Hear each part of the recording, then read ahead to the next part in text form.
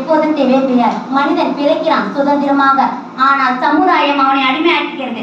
அதனாலதான் எப்போதும் தேவை பெரியார். தமிழக மண்ணில் பிறந்த அந்த வீரர் போராடாமல் அமைதியாக இருந்தால் நியாயம் கிடைக்காது என்று உலகத்துக்கு கட்சி தந்தவர் யார் தெரியுமா?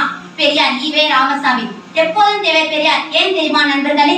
இன்று நம் சமூகத்தில் ஜாதி வேறுபாடு, மூட நம்பிக்கை, பெண்களின் கட்டுப்பாடு, கல்வி, சமூகம் போன்ற பிரச்சனைகள் உள்ளன. இவை எல்லாவற்றுக்கும் தீர்வாக ஒளிர்கிறது பெரியாரின் சிந்தனைகள். அந்த காலத்தில் பெண்கள் வீட்டு வட்டத்துக்குள் மட்டுமே அழைக்கப்பட்டிருந்தன. ஆனால் அவர் பெரியார் வெளிச்சத்துக்கு கொண்டு வந்தார். பெண்கள் சமமாக இருந்தால் தான் நாடு முன்னேறும் என்ற அவரது வார்த்தை இன்று இன்னும் உண்மைதான் என்றார் பெரியார். பெரியார் அவர்கள் வீடு வீடா திருத்தல கிராம கிராமமா கல்யாண வீட்டுக்கு எல்லாம் போய் பேசுறாரு.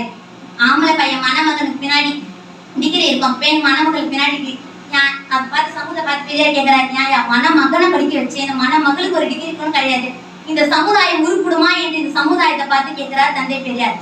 தந்தை பெரியார் அவர்கள் சொன்னார்கள், பெண்களின் கைகளில் உள்ள கருணையை பிடித்துக் கொண்டு அவர் கைகளில் புத்தகங்களை கொடுங்கள், புரட்சி உண்டாகும் என்று. மண்ணை பார்த்து நடந்த காலம் போய் பின்னை பார்த்து பார்க்கிற காலத்தில் இருக்கிறோம் என்ன? அப்படிப்பட்ட தலைகள் சொன்னதான காரணம். இன்று எங்களை அழைக்கும் போது நாங்கள் படித்த பட்டத்தை சொல்லி அழைக்கிறார்கள். தமிழ் சமூகத்தில் எந்த பெண் படித்த பட்டத்தோடு அழைத்தாலும் அதற்கு பின்னாடி இருக்க தலைவர் தந்தை பெரியாராகத்தான் இருக்க முடியும்.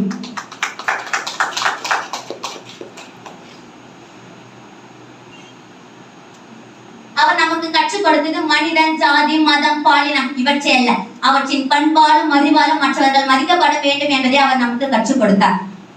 அவர் இல்லை எனில் இன்று நமக்கு உரிமைகள் இல்லை. கல்வி உரிமை, பெண்களின் சொத்து உரிமை, சமூக உரிமை எல்லாற்றுக்கும் வேறாய் நின்றவர் பெரியார்.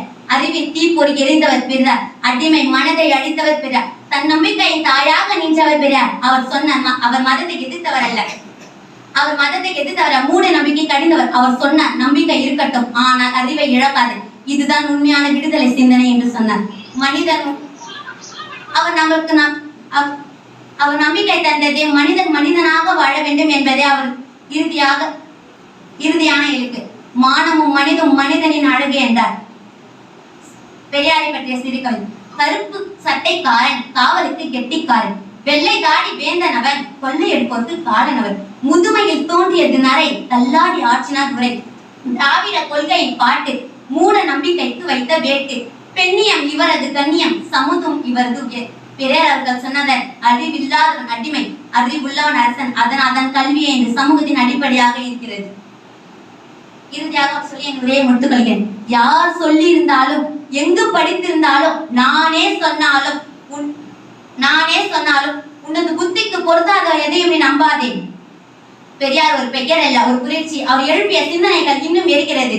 சமத்துவம், அறிவும், சுதந்திரம் பேசும் வரை பெரியார் தேவை. பெரியார் ஒரு பெயர் அல்ல, அவர் ஒரு நம்பிக்கை, ஒரு நெருப்பு. இளைஞனின் உள்ளத்தில் தீப்பொறியாக நின்றவர். அதனால்தான் நண்பர்களே எப்போதும் தேவை பெரியார். நன்றி.